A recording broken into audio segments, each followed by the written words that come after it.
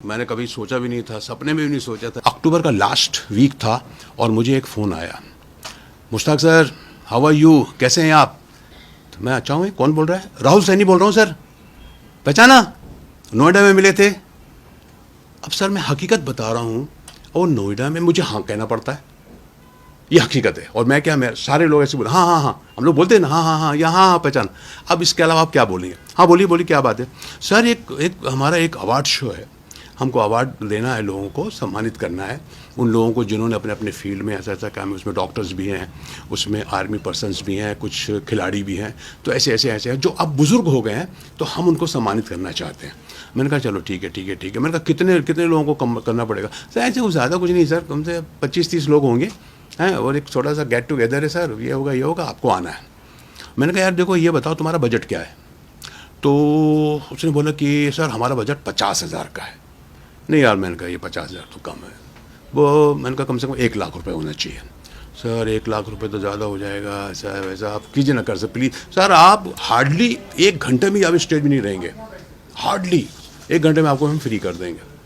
अरे यार, मैंने कहा चलो ठीक है। मैंने कहा नहीं यार, लेकिन सर अच्छा, मैंने कहा 75,000 कर दें। चल मैं करता हूँ, लेकिन 50 तो 100%। तो उसने सर ये बात हुई मेरी, और नेक्स्ट डे, हाँ नहीं नेक्स्ट डे नहीं, उसने 4 नवंबर को 25,000 रुपये अकाउंट में डाल दिए।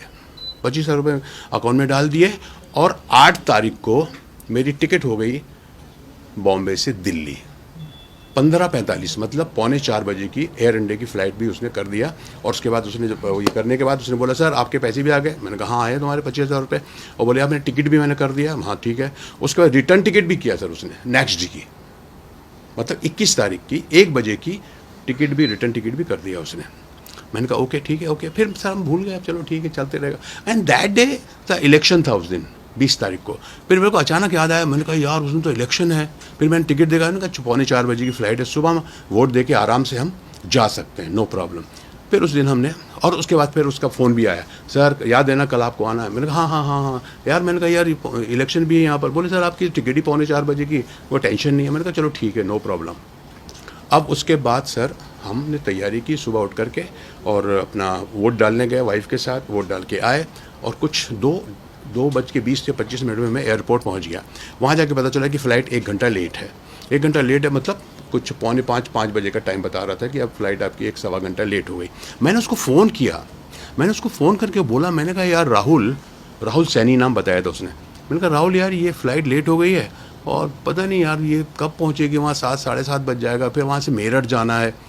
सर कोई प्रॉब्लम सही, 1.5 से 2 घंटा लगेगा सर आपको। अरे मैंने कहा नहीं यार, मैं दिल्ली इतने बार आया हूँ, दिल्ली से निकलने में 1-2 घंटा लग जाता है यार, और फिर वहाँ से मेरठ जाना। मैंने कहा 3 साढ़े 3 घंटे से कम नहीं लगेगा, और फिर वहाँ पहुँचूंगा कब मैं यार, 7-10 साढ़े 10 बज जाएगा शो। तो मेरा ये कहने का था यार, वो ये कह दे मुझे कि सर ठीक है फिर बाद में देखते हैं कुछ, लेकिन वो ये कह रहा था कि नहीं सर आप टेंशन मत लीजिए, आपको तो आपका मैं लास्ट में एंट्री रखूँगा, है ना, आप 11 बजे तक भी आएंगे मेरे पास तो नो प्रॉब्लम, क्योंकि मैं आपको, और ज़्यादा नहीं सर, मैं तो आपको, मैं कहता हूँ 20-25 मिनट में आपको कुछ लोगों को अवार्ड देने के बाद मैं आपको छोड़ दूंगा। मुझसे एक गलती हो गई कि यार मैंने ये नहीं पूछा कि तू होटल कौन सा किया तूने। अक्सर क्या होता है सर, हम लोग पूछते नहीं है, चलो ठीक है यार, अच्छा ये होटल देंगे, प्रोग्राम में चले जाएंगे।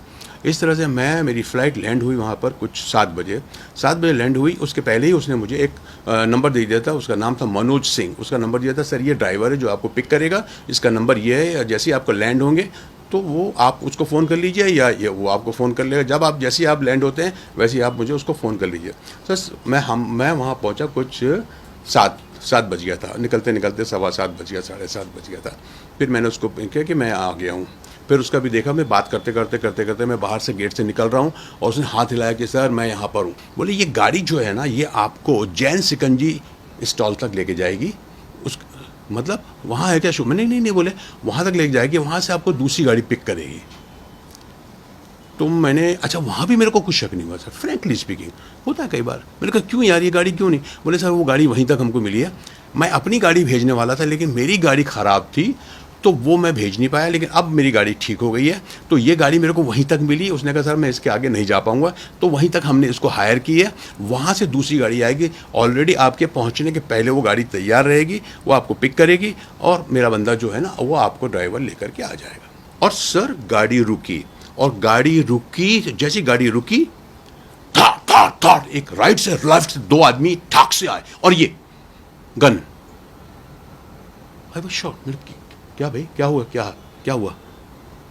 चुप, आवाज नहीं निकालना नहीं तो जल जाएगी। अरे मैंने कहा क्या मजाक, मुझे लग रहा है मजाक हो रहा है, मुझे लगा क्या कर रहे हैं। अब देखिए साहब, वो जो बीच वाली सीट जहां मैं बैठा था, ऑलरेडी एक आदमी बैठा था, अब इधर से एक आदमी और आ गया, इधर आदमी दो आदमी, अब यहाँ चार हो गए, चार के बीच में हम दो हैं अंदर। अब वो मैंने कहा यार ये क्या कर, चुप, बिल्कुल चलो गाड़ी चलने लगी। गाड़ी जब थोड़ी देर चली ना, तो वो जो बंदा था जो शिकंजी से मेरे साथ बैठा हुआ था, बोलता 1 मिनट रुक रुक रुक रुक रुक रुक रुक, वो उसको उन्होंने निकलने दिया और मेरे को दबोच लिया, तो वो बंदा उतर गया। अब हम लोग जो है, मैं बीच में हूँ और इधर ये है, इधर ये है, सामने वही ड्राइवर जो वहाँ से दिल्ली से लेके आया था, सिर्फ गाड़ी चेंज किया और वो आदमी। इस तरह से हम लोग वहाँ से चले। वहाँ से चलने के बाद सर उन्होंने मेरे को चलते रहे और कुछ देर के बाद उन्होंने मेरे को चादर डाल दिया और बोले तुम सो जाओ यहाँ पे, बिल्कुल सो जाओ, नीचे हो जाओ, कुछ मत करो। मैंने कहा बस बात नहीं करो बस। मैंने देखा एक 10 बाई 10 का रूम था जो चारों तरफ से बंद था और मेरे सामने कम से कम 6 बंदे थे। मैंने कहा क्या चाहते हो आप लोग? बोले चाहना क्या है, बस पैसा चाहिए, 1 करोड़ की डिमांड कर दी। और वो ट्राई कर रहे थे कि पैसा कैसे आएगा। वो एक आदमी जो था, जो थोड़ा बहुत जानकार था इसका, बाकी लोग तो सब मुझे ऐसे ही लग रहे थे। एक था, बोले यार तेरा पैसा कैसे निकलेगा, ये तो ऐसा तो निकलेगा। उनका ये था कि कैसे पैसे आए जो हमारे नाम पे ट्रांसफ़र ना हो, कहीं कैसे किसके कैसे क्या करे, तू कैश कर। पता नहीं कहाँ से हिम्मत आई, पता नहीं।